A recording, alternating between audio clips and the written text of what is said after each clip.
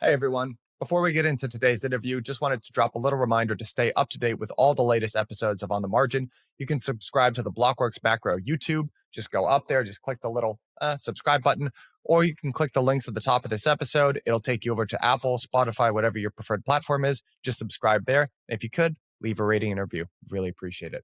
All right, on with the show. Hey everyone, welcome back to another episode of On the Margin. Today I am joined by my very special guest, the CIO at Maelstrom, man who needs no introduction, Arthur Hayes. Arthur, welcome to the show. Thank you for having me. Yeah, man. Very, very pumped. We've got a lot of ground to traverse. You've really become very prolific in the last couple of years, writing about some of the most interesting stuff, I think, that's out there right now, and threading some very neat ideas about kind of these themes about debt, energy, our fiscal situation, and how that macro view plays into digital assets, where you've obviously been very early. So I'd love to sort of tease out some of these big ideas and how that really fits into your framework. And one of the things that, just reading your blog posts and seeing what you post about online, you've clearly thought a lot about debt and the fiscal position of various countries out there and how that's informed your investing framework. So maybe I could just toss that out to you to begin with. How do you think about debt, fiscal deficits, and how has that informed your overall framework for looking at the investing landscape? So I think the debt is obviously the most important because debt is like time travel. We borrow money from the future to do stuff today and hope that the activity that we do today yields more than what we paid on the debt. And that's essentially the big macro framework of debt. The problem becomes when either there's not enough humans doing stuff, so population declines. So you've put on all this debt, assuming there's going to be more humans to do things. That doesn't come to pass. And there's less people left who have to do stuff to pay back this debt. And then you have the issue of, okay, well, we're going to try to eliminate the business cycle, right? That's essentially been Keynesian economics from end of World War II till the present. Is we believe that there shouldn't be ups and downs. It should just be a constant, very low, 1%, 2%, 3% growth, whatever that is in your respective country. And if it deviates from that on the downside, we're going to print money, meaning and borrow money from the future to make sure that everybody has a job, no businesses fail in the aggregate. And, that works for a time, but now it's gotten to this point where, the developed market population is in decline. We've borrowed so much money to try to eliminate the volatility of the business cycle that now we're left with a global debt to GDP of something around 360%. And so it means that things become a lot more difficult to manage because the interest on this debt becomes a exercise in and of itself. Like, how do I afford to pay this back? How do I afford to roll the debt? Oh no, there's a section of the economy that's over levered. I recognize that this is a problem. I want to do something about it. But by enforcing some actual market discipline on this sector, I call into question the whole artifice that I've built up over the last 80 to 100 years. And so now policymakers around the world are left with a plethora of just bad choices. There is no good choice. I mean, you could say that one good choice would be, well, let's let it all collapse. Let's reset the entire world economy to something that's more sustainable. But the people in charge are going to lose their shirts, and that's not really in their best interest. And so now we've gotten to the situation of trying to pretend that what we're doing is not just printing more money to buy debt to basically cover up for the folly of the past and enforcing sort of this terrible situation on those who are alive today. Yeah. So I'm in complete agreement with you on that. I think you often hear this other vantage point, though, maybe to try to steelman the opposite of that, which would be that household financing and government financing are not necessarily the same thing. When it comes to somewhere like the US, there's essentially infinite demand out there globally for our currency, our debt. And as long as we can make our interest payments and if we can slowly print money over time, then none of this really matters, right? And some of frankly, the most respected macro minds out there sort of have this viewpoint. So what would you say to the steelman of that side of the argument, which is it's different if you're the global reserve and it's kind of a lot of demand out there for US debt? Of course, there is an infinite demand at the right price. The problem is the price is not right now. Right. And so if interest rates were 25% on a 1-year US Treasury, why would you do anything other than lend to the US government? So there'd be no other economy. We're just going to lend. If you have spare capital, thank your parents or inheritance or your ingenuity of the past, having some capital. If you don't, well, you're fucked. Then you're just going to lend money to the US government. And there would be no business formation because nothing can beat Janet Yellen. She can borrow at whatever she wants to borrow, and you're going to lend her the money. Is that what we want? Okay, sure. Then there is infinite demand for US debt at 25, 35, 45, 50% interest rates. Sure, but you have no other economy other than Janet Yellen saying, hey, give me some money and I'll give you back some printed dollars in 1, 5, 10, 30 years' time. So yes, there is infinite demand. The price is the problem. What they forget to mention is, okay, sure, we'll have infinite demand and 2,000% interest rates. Is that what you want? Or do you say that, oh, I think there's infinite demand at 0% interest rates, which is complete bullshit? Dan Druckenmiller, I caught an interview with him and Paul Tudor Jones today where he was actually accusing Janet Yellen of making the worst financial mistake since the days of Alexander Hamilton and the US not terming out its debt, just like households did over here. But I think that's one of the interesting things about this particular moment where we're having this discussion. And I think what a lot of folks are wondering is the rubber meeting the road when it comes to the clearing price for especially longer dated debt? So we've watched this incredible run that the US 10-year and the 30-year and just basically longer dated treasuries have gone on. So I mean, how do you think about that at this particular moment in time? Is that the debt market like hurtling towards finding a new clearing rate? And if so, do you have a perspective on where that ultimately shakes out? So I think I wrote a recent essay talking about this, the bear steepener, the dreaded bear steepener, Right. which is a general rise in interest rates and the back end rising more than the short end. And it's a problem because it hasn't happened before. Because if you think about a bank, and I talked about this in my essay, they only trade to the model. The model takes in past data. If the past data doesn't have the situation where the central bank essentially says we're just going to let the long end rip and we're not going to keep raising rates until inflation is crushed or the economy is crushed, then you get the situation where the bond market's like, well, if you're not going to fight inflation, why would I own longer dated debt?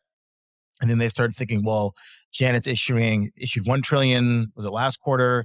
Now it's 1.5 trillion over the next 2 quarters. And they're like, oh, there's all this supply coming. And the Fed's not fighting inflation. The Fed's not causing recession.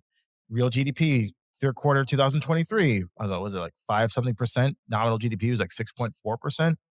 US economy is fucking gangbusters. There's no fucking recession coming. Right. I know all these are kind of, oh, the recession is coming. You got to buy bonds. That's fucking bullshit. If the U.S. government wants to run a 6 to 10% federal deficit, there'll be 6 to 10% nominal GDP, and people are going to be going out there and spending the money that the government is borrowing and giving to them to have a job, doing whatever they're doing. So the notion that there's a recession, therefore, just like every other period of Fed hiking, they're going to keep hiking. Recession's coming. Recession's going to come. The Fed's going to cut. Therefore, short end rates are going to fall faster than long end rates. Bull steepener. Great news for financial institutions. It's bad news for financial institutions if general rates are rising, the long end's rising a lot. And as we've seen, a lot of these banks in the US, at least, and every other country in the world, were basically not exactly told, but encouraged with very favorable accounting treatment to load up on government debt at insane, almost infinite leverage and hold it on the balance sheet to fund the governments around the world. And now, at least in the US context, they're running into a problem because the long end rates are rising fast and the banks are like, fuck, I'm losing money. I'm insolvent. I can't make any more loans to worthy borrowers. And then the government's, Janet and Powell are like, well, what do we do? Do we raise rates to actually crush the stock market and then the economy to cause this recession that everyone wants, which essentially just causes all of the retail depositors to say, I'm making 0% at Bank of America. I can lend to the Fed at 5.5, 6, 7, 8, 9, whatever the rate is that they need to take it to. Why would I keep my money at Bank of America? And if Bank of America is insolvent, and they actually are functionally insolvent, I ran the numbers today, then that essentially means that the US government is de facto backing all of the 8 largest banks in the US, which is just like Europe, just like China, Japan, where every other major developed economy, the banks are basically state-owned. But in the US, there's 8 state-owned banks, and the rest of them are privately owned banks. And then they're allowed to fail, and they get gobbled up by the state-owned banks as they go out of business. So I don't know what the clearing rate is. It seems like we're causing a lot of stress. If you take a look at the MOVE index, which is bond volatility, Yeah. it's like 130 something, whatever. There's some strategists out there that say if it gets in the 140 to 150 range, that is cue for some sort of market intervention from the Fed or the Treasury. So I think we're getting to that level. I don't know what it is, but there's definitely a lot of pain out there. And that's evidenced by, look at the regional bank index, took out its lows of earlier this year. The KBW bank index is another piece of dog shit. So the banks are doing poorly because they can't make any money in this environment. And you would think that, if long-term rates are rising, that's great for banks. But unfortunately, they were goaded into loading up on all this US Treasury debt from 2020 to 2022 that they're just sitting on massive losses, and they're functionally insolvent, therefore cannot lend, and they can't make any money. Yeah. I would also say, for folks that talk about the banks making money, I mean, inverse yield curve is not good for banks, right? They borrow short and they lend long. So the inverse yield curve, no matter however you slice it, is pretty tough environment for banks. Do you think banks are out of the woodshed yet? Because I know another big theme in your writing is kind of this idea that eventually, there have been sort of these moderate interventions. The interventions get larger and larger, and eventually, be it the Fed or whoever it is, like they're going to have to come in and buy it all. And it is interesting, like you've been pointing out, like the KBW that's flirting with the March Silicon Valley Bank lows, right? So, what do you think the state of sort of our financial institutions are, and like, do you see this future where, I mean, the Fed just comes in and has to finish the job they started and just backstop the whole thing? So I was having a coffee yesterday with my the favorite volatility hedge fund manager, David Dredge, who I talk about at Convex Strategies. Ah, nice. And he pointed out, like, yeah, Bank of America is insolvent. And I go, what do you mean? He goes, well, for their third quarter this year results, they reported, I think it's 130 billion of unrealized held to maturity losses. Right. And held to maturity is this fancy term, which means I'm losing money, but the government allows me to lose money without recognizing it because they don't intend to sell it. Doesn't have to go on the P&L. Doesn't exist. Yeah, it's great. It's amazing what you can do if you're a banker. And so, like, they're losing $130 billion, an unrealized loss. Yet their tier one common equity that counts towards the tier one capital adequacy ratio is something like, I don't know, I think 190 billion, something like that. So if you minus 130 plus 190, you get to something like 50 billion over some retardedly large number of risk-weighted assets.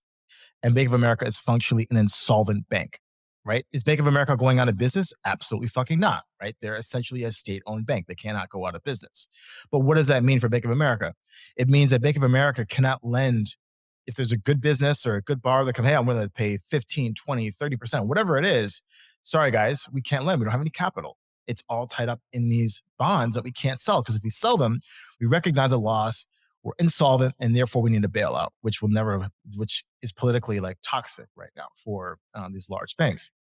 So they can't actually do any economic activity. Now, Bank of America is not going out of business, right? But the banks, number 9 to 3,000 on the rankings in the US, they all have the same problem. Now, they might not have treasuries. It might be commercial real estate, because treasuries was kind of the game that the too big to fail banks played, because they get more favorable risk-rated asset treatings on their balance sheets because of they're so large.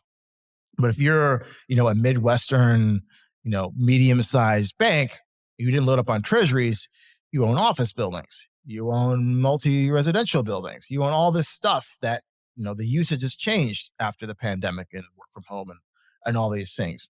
And you're sitting there, well, I don't want to trade this stuff, because if I actually put a price into the market down 25, 35, 50% of what it was in 2019, holy shit, all of a sudden I'm insolvent and I'm not a too big to fail bank, which basically means I get taken out to the woodshedder and get served up to Jamie Dimon for a song, right? So the US banking system is fucked.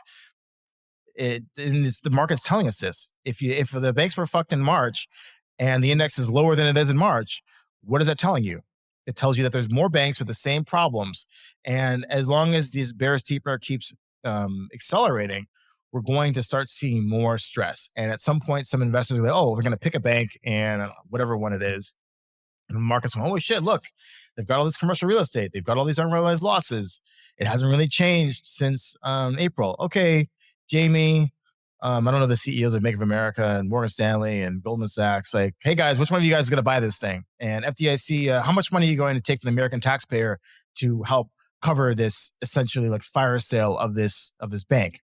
and we're going to get to the same place we were in April. And it's going to keep happening and happening. And at some point, the market's like, okay, well, Janet, is there going to be a universal guarantee of bank, deposits? Is there going to be a universal backstop of everything other than treasuries?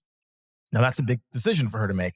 Do I allow other types of debt to receive the support of the printing press versus the thing I really care about, which is the US treasury market? I don't know. We'll see.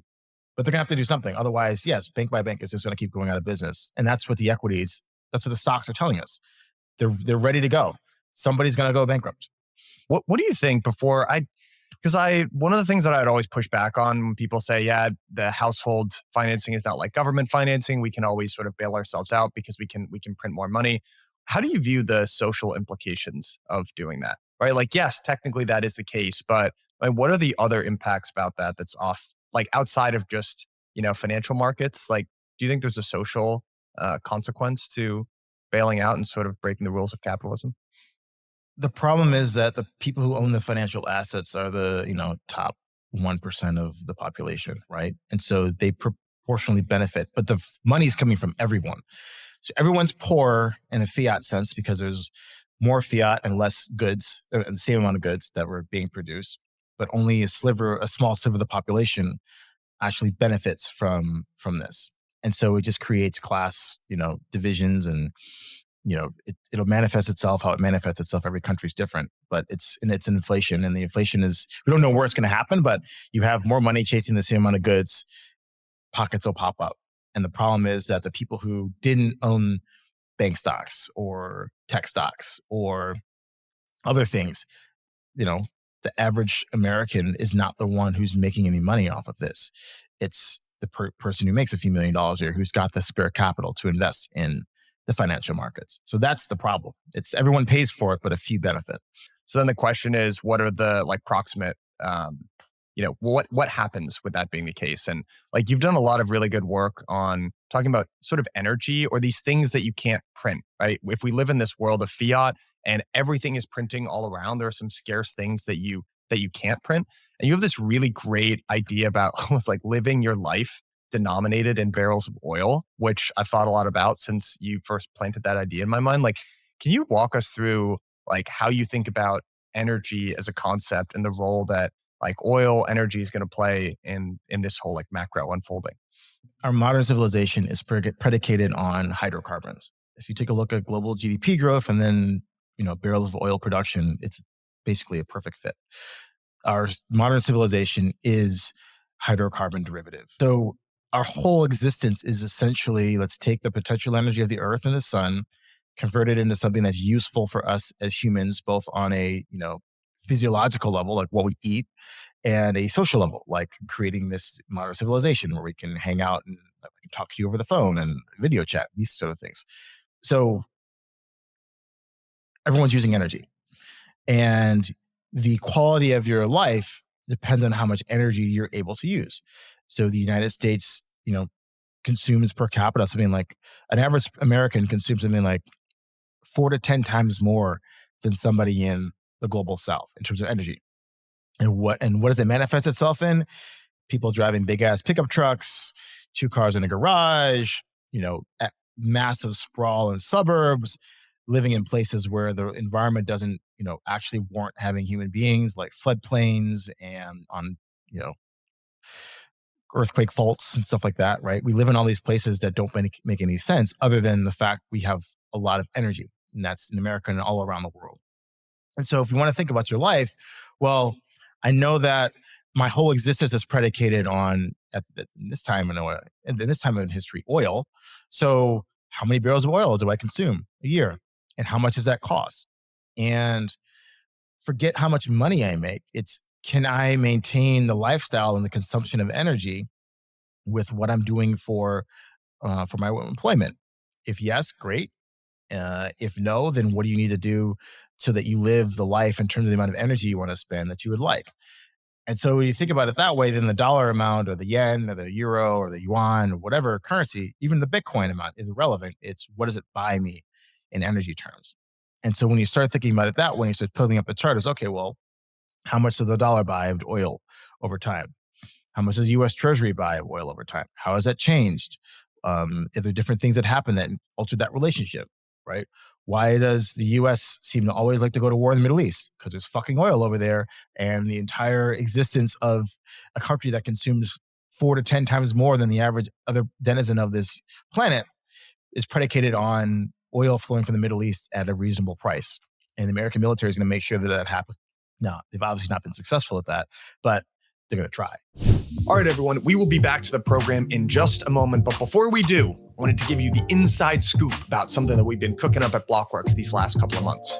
So in March of this coming year, in London, Blockworks is going to be gathering 1,200 of the world's largest asset managers. So that's fund managers and allocators, financial institutions, think big banks, payment providers, etc., and professional traders at the largest institutionally focused conference in digital assets, DAS London. Now, it's very rare that you get the likes of JP Morgan, Goldman Sachs, Point72, the large HFTs, the family offices all in one room at the same time. So if you want to know what the big money is doing in digital assets these days, this is the conference for you. To give you an early sneak peek at some of the stuff that we're going to be talking about, one, the intersection of macro and digital assets, and where are we in the market cycle. We're going to be talking about real world assets, so that's stable coins, on-chain treasuries, all of that fun stuff. And we're going to be talking about things from the allocator perspective. So what are the big money managers in crypto doing these days? And because you are such a good listener of On the Margin, I'm giving you an extra code,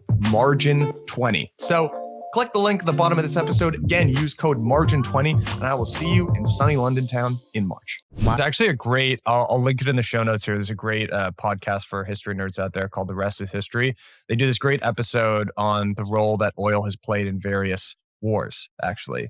They talked a lot about it in World War II as well, and some like horrible decisions that the German military machine made back then to capture like Soviet oil stocks. It led to the defeat at Stalingrad. Like it's a huge motivator. And I know people love to crap on nations for doing that, but it's like, yeah, man, if you lost oil, then your entire population would be completely fucked or totally have to readjust their standard of living. So I sort of get it from that standpoint. But in this backdrop that you've painted of, all right, if we are in this phase where we're going to basically have to print a whole bunch of money, bail out our institutions, energy, if that's the one thing that you really just can't mess with, that's something that you can't print. And when I look back at this inflation cycle that we've just been through, energy played a really core part in that cycle. It's almost like the inflation sort of started with energy and then leapt into other stickier components of the CPI. So, the question that I want to get to you on is like sort of your forecast on inflation and real rates here, because that if we can't print energy, but we keep printing everything else, it seems like energy prices will continue to go up and be this very sticky component of inflation that's going to be persistent in sort of royal markets. Like, what's your sort of outlook on energy and the relation to inflation there? So I think, first of all, I have a pet peeve on inflation statistics. They're all bullshit, in my opinion. They're all manipulated by every single government. And at a philosophical level, everybody's inflation rate is different. My consumption basket is different from your consumption basket. So to say that there's one inflation rate is not correct. We all have our own inflation rates. So if I want to think about how to determine what the real rate of interest, I don't want to use inflation because everyone's different. I want to find something a little bit more standard. So I am a believer in the real inflation rate. Sorry, the real interest rate is the nominal GDP growth of a particular country minus its government bond yield. Why do I say that? Well, a nominal GDP is just how much stuff is going through an economy, just the production of stuff, economic activity. Now, if the government that controls this, some particular jurisdiction generates, say, 10% growth in that jurisdiction, and it taxes you on that, right? 0 to 100%, whatever that tax is. And the government's borrowing money to help do stuff in the economy. Surely the fair rate would be, if growth is 10%, and I'm going to lend money to the government, I should get at least 10% growth, right? You would think, as me as a bondholder, I'd want at least what the economy is growing at. If I get more than 10%, then I'm earning a profit, a real profit. If I get less, then the government's earning a real profit. Now, obviously, if you have runaway nominal GDP growth, you probably have higher inflation as well. I mean, the US is running at something like 6.4% nominal GDP growth, and Yeah. inflation, you know, core CPI, CPI, PC, whatever, it's like 3 to 5%, one of those, right? So Mm. kind of makes a little sense, right? So instead of like taking a look at these flawed inflation statistics, let's just see what's the nominal GDP growth, what's the actual economic activity. I should at least get that. If I'm not getting that, then maybe I should own something else. Maybe the tech stock does better than the overall economy because that sector is more geared towards the upside. Or maybe it's oil and gas, or it's home builders, whatever it is, right? But if I'm not getting at least the growth of the overall economy of the government that's regulating it, then I'm losing out because I should at least get that growth. And if I'm not, I should go somewhere else and get it. And so right now, the US is in a very favorable position because it's running at a profit. Its nominal GDP growth is above where its debt is trading and where Janet is issuing debt.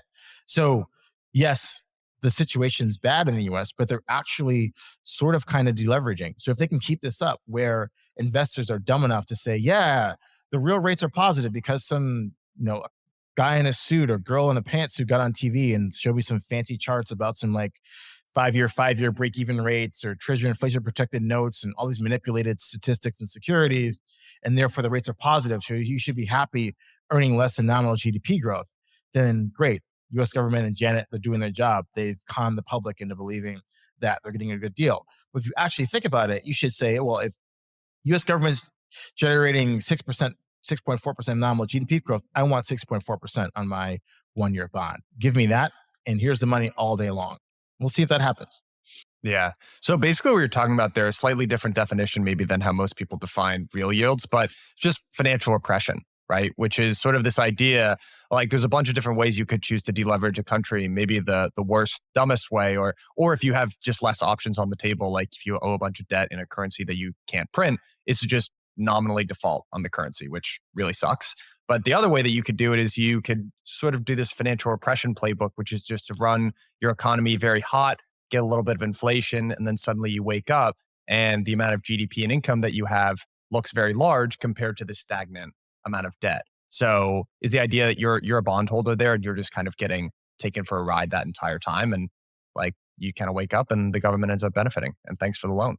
Right. I mean, then this is not just the US. Every major government that can do this playbook does it because this is what the US did after World War II, right? Massive debt run Right. up coming into the war. After the war, the Fed and the Treasury merged, and the Fed was not independent until I think 1951 or whatever it was. And they fixed 10-year yields at 2.5% and different levels of different tenors. And the US economy was running massively hot because, again, it was the only place left that could actually produce anything after the entire world blew itself up in the war. So the US government in about 10 years went from something like 140% debt to GDP to 30% debt to GDP. Great. That's exactly the playbook. That's what they're running right now. The question is, can they get away with it? Yeah.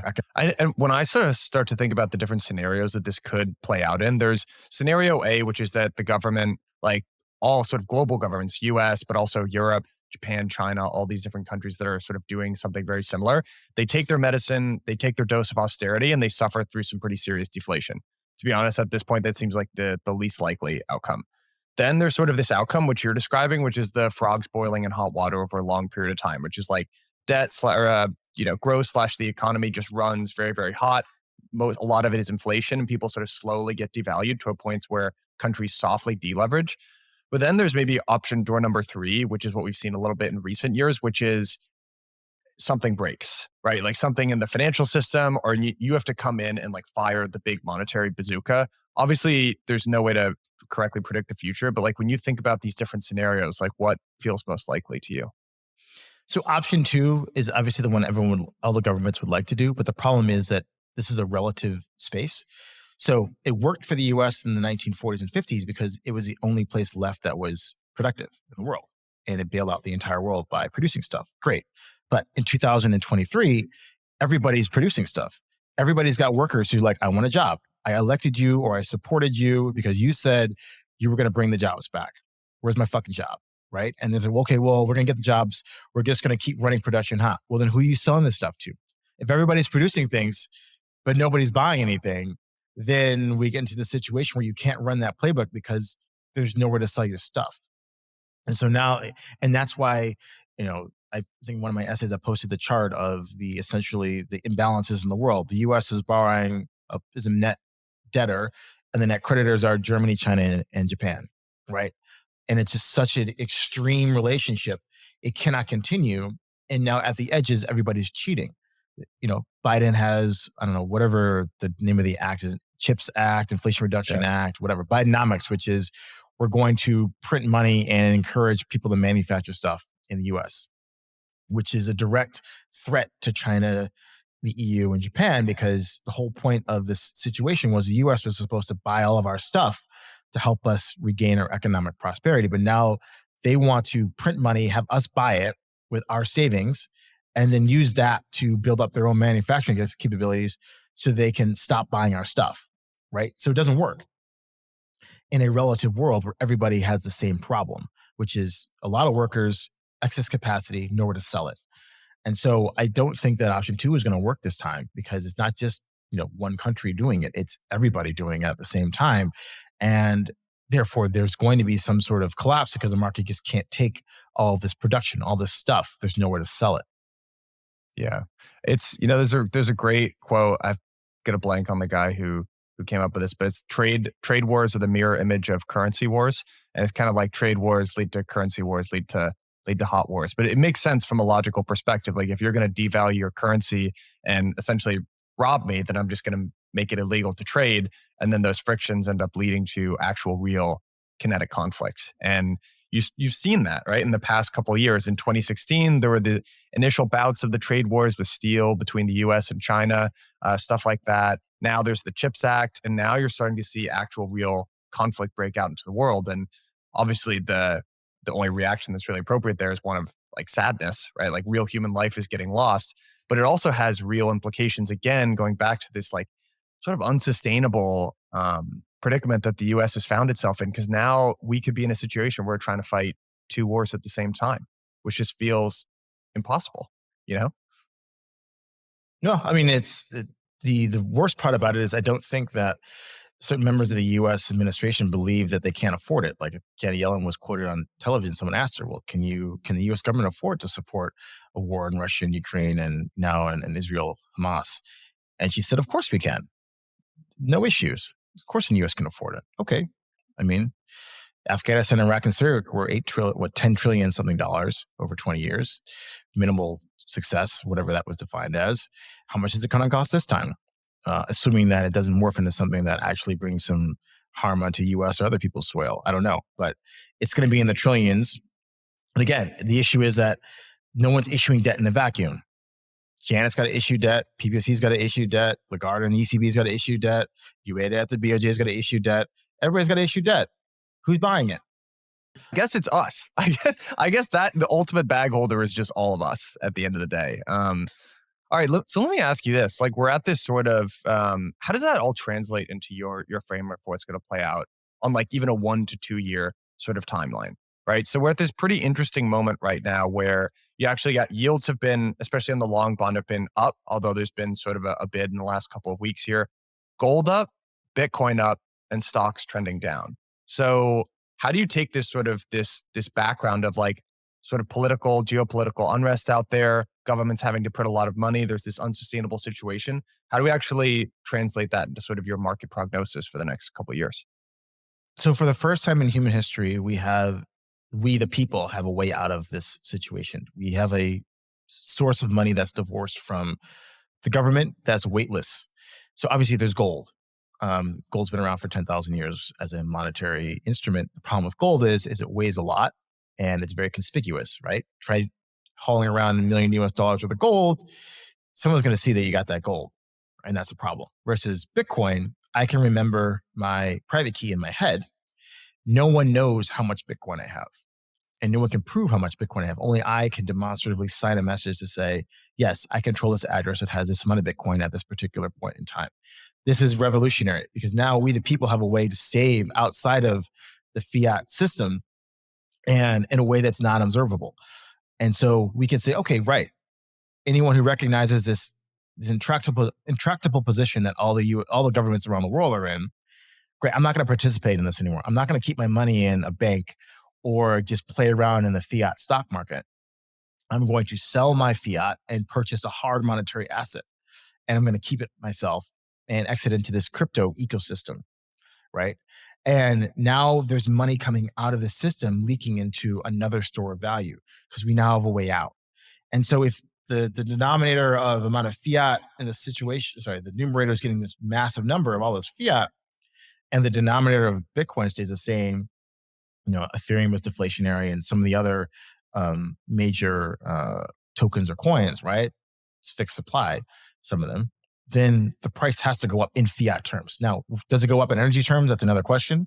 But at least in fiat terms, these things mathematically should go up because there's just so much fiat in the world because all this debt has to be printed. No, all this money has to be printed to service this debt. So I think we're at this fortunate situation that we actually have a way out, because if we didn't, then the money's just stuck in the banking system. And essentially what happens is all of a sudden you have a banking holiday and they say, well, you can no longer move your money outside the banking system and you can only buy government bonds. They yield whatever they yield. Tough shit. Well, now we have crypto. We can get out of this situation as ordinary citizens of the world. Yeah. Where do you think, I mean, obviously you're a veteran of crypto. You've seen many different market cycles play out. So I think, we're almost two years, I guess, 23 months into a bear market here. And we're starting to see Bitcoin show signs of life, right? And there are these catalysts where we had a bunch of headwinds a couple of years, last year when FTX blew up and Luna and all of this stuff. But now looks like we've got an ETF, knock on wood, potentially on the horizon. We've got the halving coming up within like 160 some days or something like that. And you're starting to see Bitcoin move. So I guess the question that I think a lot of folks are wondering is this the beginnings of a new bull market, or how are you viewing this?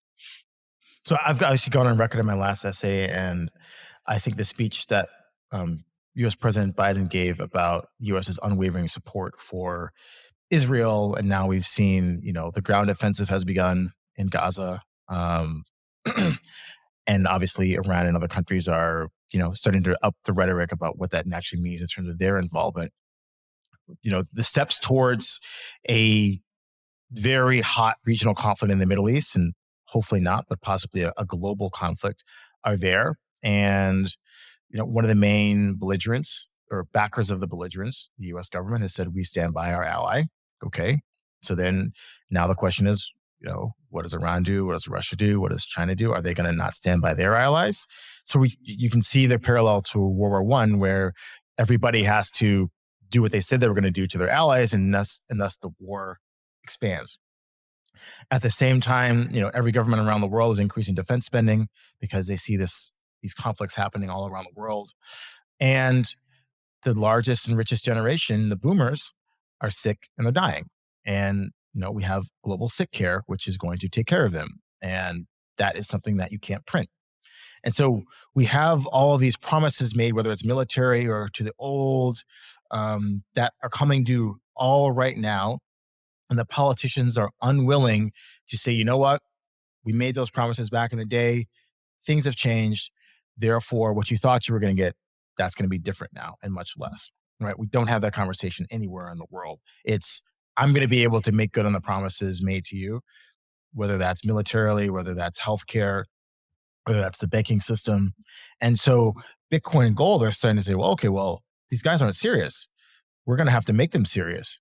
Either it's, we're not going to own these bonds anymore. Right? So if I'm a large bondholder at the margin and I'm hearing the leader of America, the largest, of the American empire, say, we can afford all these different wars in all these peripheral locations, and we're not going to fight inflation, like Powell's on pause. Fuck it. I'm not owning this stuff.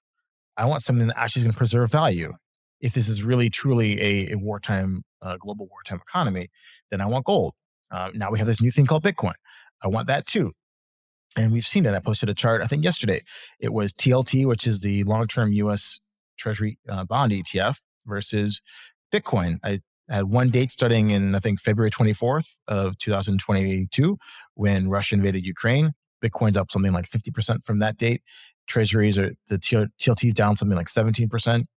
And then from October 7th till the present, Bitcoin's up something like, I don't know, 24, 25%, whatever it is. Treasuries are down 3%, right? So the standard playbook of shit's going bad, must invest in America because it's the strongest and best in the best financial position, that is breaking down. Now we have these other things. We have this Bitcoin thing. It's a global thing. Everybody can participate. It's not tied to a particular government. It's weightless. It's unobservable. I want that. I want to protect my capital. Let me have some of that. I don't want any of this U.S. Treasury bond nonsense when, U.S. government's going to get themselves into wars all over the world and still make good on the promises to the old people. That's just not sustainable. So we're seeing this narrative starting to shift. We're seeing the correlations start to change. The stock bond correlation has changed.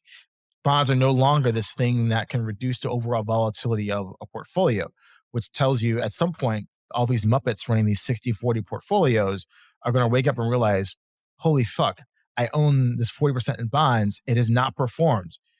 Fucking the US 30-year treasury is down 50% over the last 3 years. Yet these Muppets are still buying this stuff, right? It's absolutely hilarious.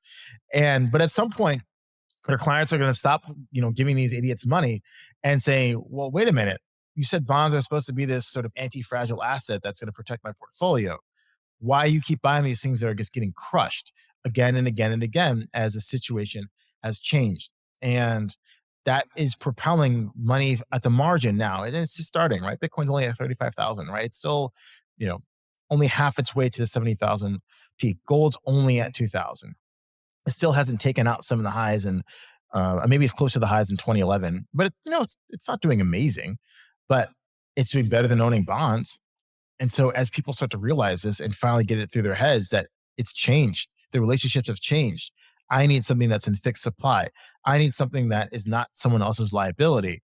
Then this movement in Bitcoin and gold and Ethereum and all these other assets, it's just going to collect steam because the global bond market is humongous. If the zeitgeist changes that this is not the best place to put my investors' capital, I need to find something else.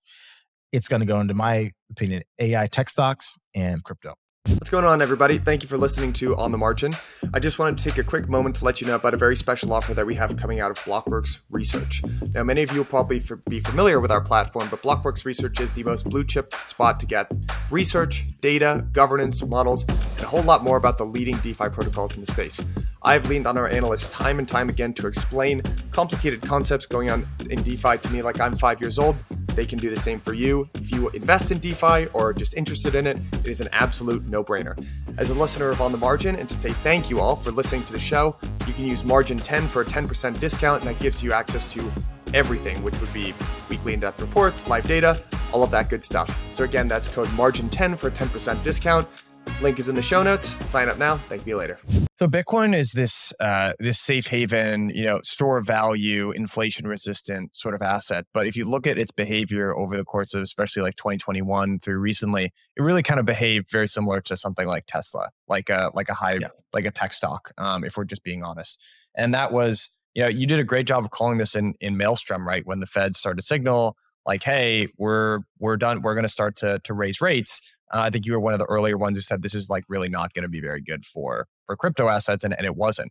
But one of the interesting things that you've seen over the course of the last couple of months is this pretty interesting divergence where you have yields, especially on the long end, right, which is where corporates or finance like precipitously rising. So you get financial conditions tightening, but you have Bitcoin responding very positively to that. And you have stocks going in exactly the opposite direction. Like for a long time, sort of this golden basket of unprofitable tech stocks and Bitcoin were like one for one. And now they're just shooting it completely opposite directions. So, I mean, I would love it if this were the case, but I think you can make sort of a strong argument here that this is Bitcoin finally doing what it was supposed to be doing and behaving more like a gold and less like a tech stock. Do you think that's a legitimate viewpoint, or would you push back on that? I think it's a legitimate viewpoint, but the things that people appreciate in Bitcoin changes depending on the cycle. I try to move up a level and say that simplistically, Bitcoin price is fiat liquidity plus technology. So right now we're focused on we usually been focused on the fiat liquidity piece, which is, okay, there's a lot of fiat, and therefore Bitcoin's worth whatever it's worth, right? And that moves in cycles because the credit cycle moves, interest rates move, the liquidity expands and contracts. And so the Bitcoin price will do that as well. But when you start focusing on the technology, what is the technology of Bitcoin? It's peer-to-peer decentralized money. It's that I can own $1 billion worth of an asset in my brain. That's the technology. And when I have that fiat liquidity and I add the technology to it, then what I get double happiness. I get the biggest bull market that we've ever seen. Because the global bond market is however many umpteen trillions. If those investors start questioning the premise that bonds are volatility reducing on a portfolio level, and that governments can do what it takes to maintain the bond market's purchasing power in energy terms, then holy fuck, like the sky is the limit on where Bitcoin, tech stocks, any of these farmland, Patek Philippe watches, whatever it is that you want to view, it's just going to all go nuts because there's so much money in bonds. If people lose faith in the bond market and this fiat artificial construction that we've created over the last 80 to 100 years, this global economy and how it's been structured, if we lose confidence in that, then the amount of money that's going to be looking for an alternative is going to be something that we've never seen before. So one of the other things that may or may not be different this time is obviously we're talking about this spot ETF, but in March of 2020, we had Paul Tudor Jones, publicly calling Bitcoin the fastest horse. And that was sort of a blessing from one of the institutional Jesus figures that exists. But now you actually have Larry Fink, right? You've got the BlackRock ETF, which is sort of in a totally different arena, even for the institutional finance world. BlackRock, $8 trillion asset manager. Larry Fink actually got on CNBC the other day and called Bitcoin a flight to quality asset. And I'm just thinking back to this last cycle where these are always the things that you hear at the doldrums and just really the brutal parts of bear markets, which is we're never going to get another cycle like we got last time. Last time they pumped 7 trillion in, we're never going to get something like that again. But here we are also we never really had real institutional adoption of crypto. Now we're on the precipice of BlackRock potentially rolling out a spot ETF, which could be the first of many. And do you see the possibility this could be the first real institutional cycle for Bitcoin and crypto? And how do you think about the involvement of the BlackRocks of the world? So I think it's a good thing and a bad thing. Now, Bitcoin and Satoshi, anyone can participate in the network. That's why it's so beautiful. But I would say that the BlackRock ETF and all the ones that are to follow could herald a situation that we might not actually like in the end, which is, let's say that Larry Fink and his, TradFi ilk come in and hoover up a large percentage of the free Bitcoin, freely traded Bitcoin in circulation. And they start launching ETFs like mining ETFs. And now BlackRock is the largest shareholder of some of the largest mining operations. Well, they are agents of the state. BlackRock, and pick your other asset manager that's in a particular jurisdiction. Right? No, they act on what the state tells them to do. Now, if the state needs to have us all sit in fiat or in the fiat banking system so they can tax us with inflation tax to pay back the debt, surely it would make sense for them to allow an ETF like BlackRock, who is just another bank.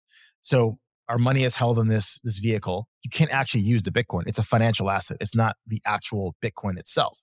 You can't go and send your mother, a few Satoshis to play around with it, or pay somebody in another country to buy some goods. No, you had some fiat, you bought this derivative, the asset manager went and bought some Bitcoin and they put it in a custodian and it sits there, right? So in a sense, if the BlackRock ETF gets too big, it could actually kill Bitcoin because it's just a bunch of immovable Bitcoin that's just sitting there. And if BlackRock and Fidelity and Vanguard start offering mining ETFs and start owning a large percentage of the largest miners in Bitcoin and other blockchains, then we get to the situation where if we need certain types of upgrades to enhance the privacy, enhance the encryption, to make sure that it maintains this rock solid, cryptographically hard monetary asset, those interests are not aligned with the TradFi statist institutions. And so would they support that? Open question. I don't know.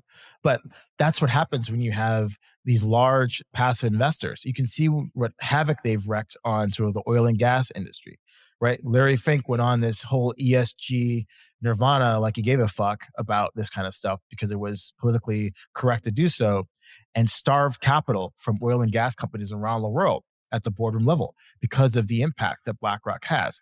And what happened? We wake up a few years later, like, oh shit, the only reason some of these technologies are cheap is because China was willing to pollute their environment to flood the market with polysilicon and other things. Actually, we should have been investing in oil and gas infrastructure so that we could actually produce more oil and more gas in an economically efficient way.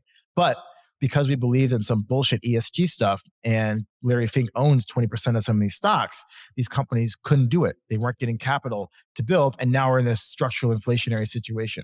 So we've already seen what passive investing can do to an industry because of the shifting political and social winds that are grounded in science.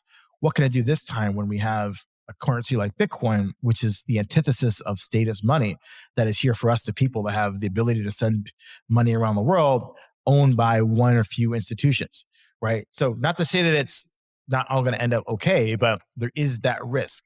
And yes, it's going to be great for the price in fiat terms.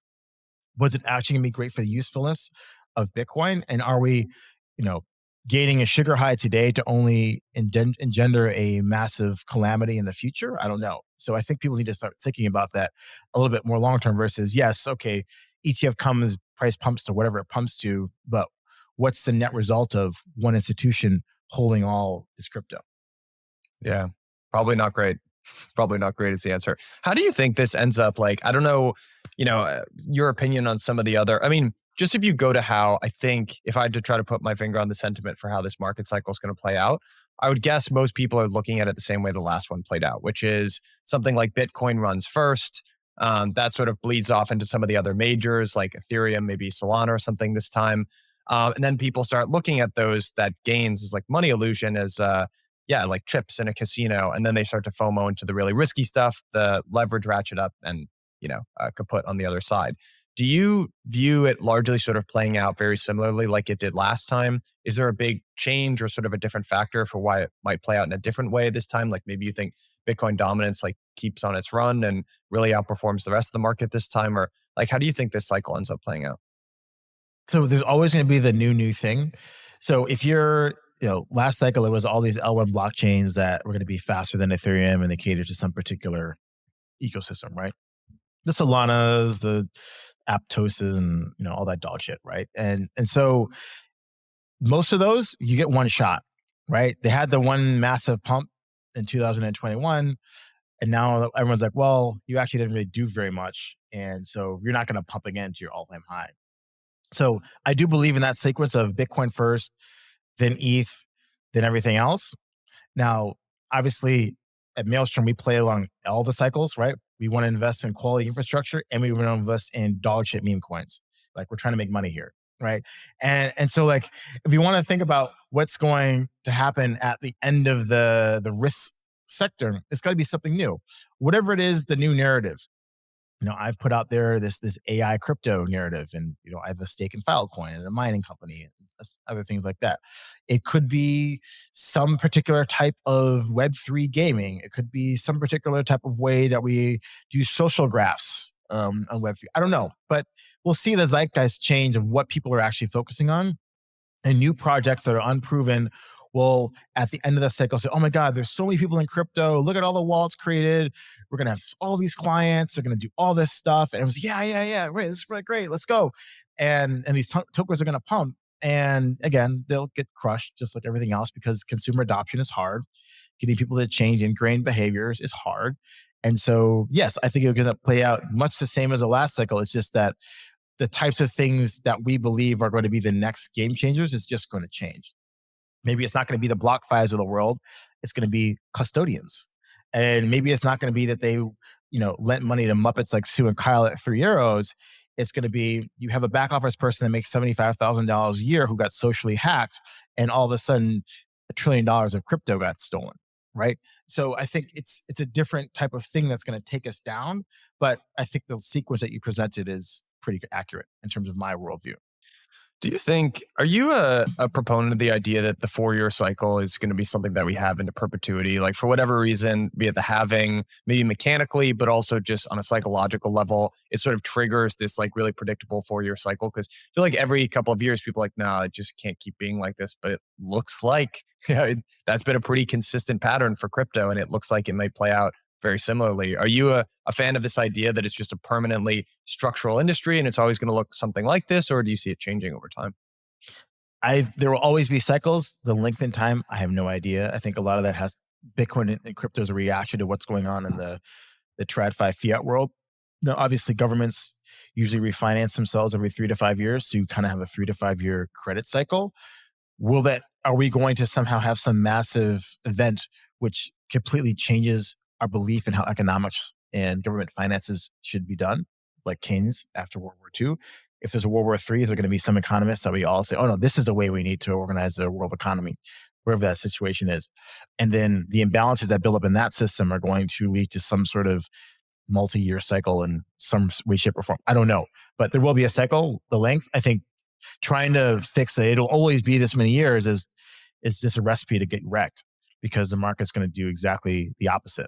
I guess just maybe to wrap it up, the last thing that we haven't really talked about is liquidity. So I've heard you talk about the credit cycle. I know when you've talked about in the past, the 3 things that you look for the liquidity picture is reverse repo, Fed balance sheet, and the TGA. And I would also agree with you that, or my view would be that crypto sort of front runs the global liquidity cycle. What is the liquidity picture kind of telling you today? And then how does that sort of translate into, I guess, your next 1 to 2 year forecast? So if we take a look at the major 4 areas: US, Europe, China, Japan. Japan, I don't know when the press conference is today on the BOJ, but essentially they're providing the most liquidity of any central bank, right? Deposits rates are negative, I think 15 basis points. They've got yield curve control. They're buying every bond under the sun.